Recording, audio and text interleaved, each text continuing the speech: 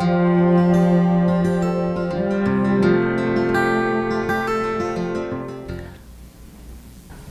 Sue, so when you were asked to select the most important items, actually your top 5 most important are the first 5, 10, 11, 12, 13, 14. Your first most important is overall health, then personal care and household activities, and then physical comfort and well-being. And all 3 of those you circled 1. I'm not satisfied at all with where I am right now with those. 4th in importance, participation in desired activities, and then freedom to go where desired. Again, not satisfied. Yeah. And they hang together pretty well as, being what you said, mobility related, endurance related. I think it's, because I'm going to at least go out there and try to do it. But I'm inhibited so much because, again, the balance and trying to figure out the best way to get in the environments. The motivation is there to do it. It's just more or less, am I going to be able to do it without fatigue and, having to maneuver my cane and not fall over curbs and things like that. Okay. Let's keep moving along here because some things are starting to form in my mind that we'll talk about. Okay. Where's the energy for it now? Yes. Okay, well, you circled a lot of things in section C that you say describe you. I'll just read those if I want to make sure that as I kind of organize these, that I do it in a way that makes sense. I have the support I want from family and friends. Yes, they've been so wonderful. And I used to have a good self-image. The item is I have a good self-image, and you wrote in here, used to. Yeah, again, it's the disability. It's, it gives an image, when people see you walking with the cane, they, I worry, what do they think? Can she do her job? Can she do this? So. Okay. Well, let's start. I see you wrote something down here. I get angry sometimes because I can't do what I used to do. I worry that I will be a burden, but I'm learning to trust. My faith has become stronger.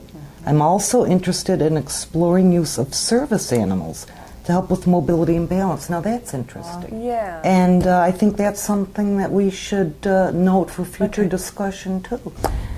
Now, we'll just pretend Susan isn't here with me right now. But before I talk with Susan about possible devices, I just wanted to kind of summarize this a little bit. Because what we do at the Institute for Matching Person and Technology is offer an option to computerize, score the results from this form and provide interpretations of the results.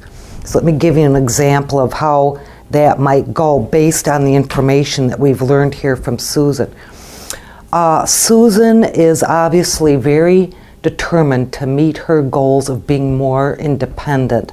That's her primary goal. Her secondary goals are to reduce fatigue, pain in her shoulders and her legs, to regain a sense of control, particularly over her balance, to not have that fear of falling. She has some self-esteem issues because of the nature of multiple sclerosis, the difference this has meant in her life.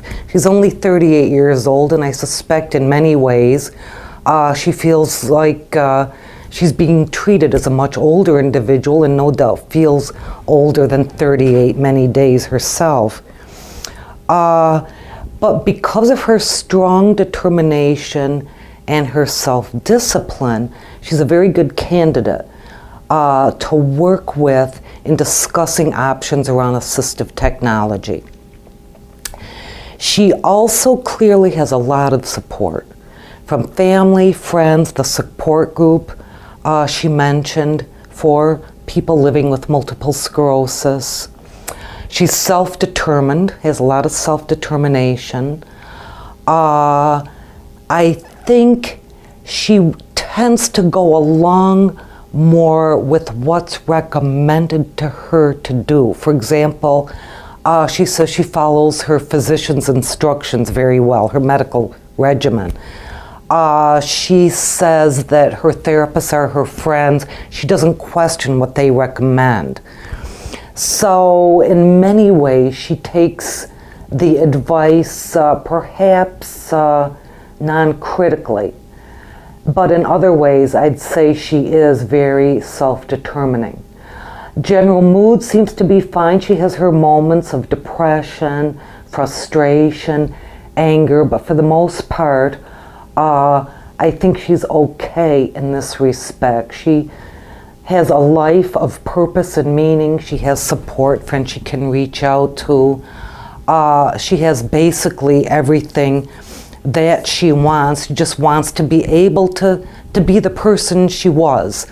Unfortunately, she's not going to be able to regain what she's lost, but hopefully with the use of assistive technology, we can do some compensation for that. So that would be my summary of where we are at this point about Susan the individual. Because her primary interest and concern is with mobility, I'm going to talk with her now about a walker instead of a cane. So that's where we will now return to the interview, and I'll broach this topic with Susan. We'll see what she thinks about it.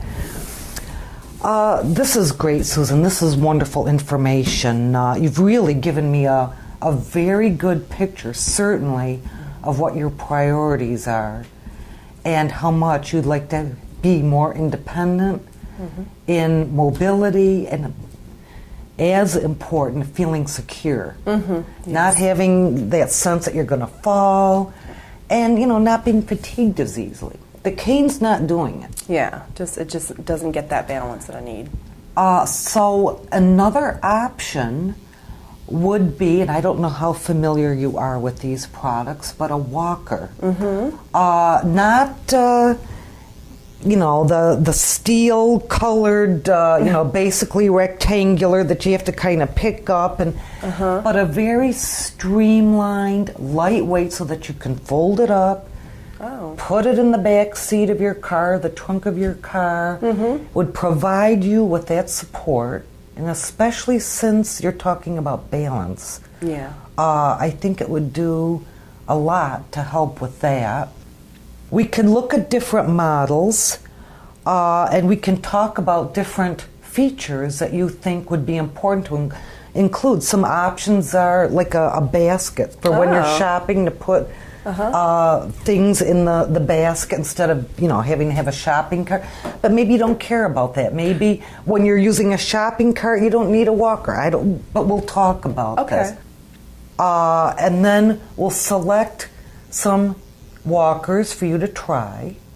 And I have a very good relationship with our home health care dealership here in the area, and they will make 1 or 2 or 3 of them available for you on trial use. And I want you to take them out there, use them everywhere you would want to and expect to use them, put them to the test, and then we'll see how you feel about those afterwards. But let's now talk about some features, how it should look. I've got some catalogs here. We'll go through this. We'll brainstorm, and we'll kind of narrow down the choices. I'll write those down, and then you take them to the dealer, and he'll arrange to give you those loaned items for trial use. Okay.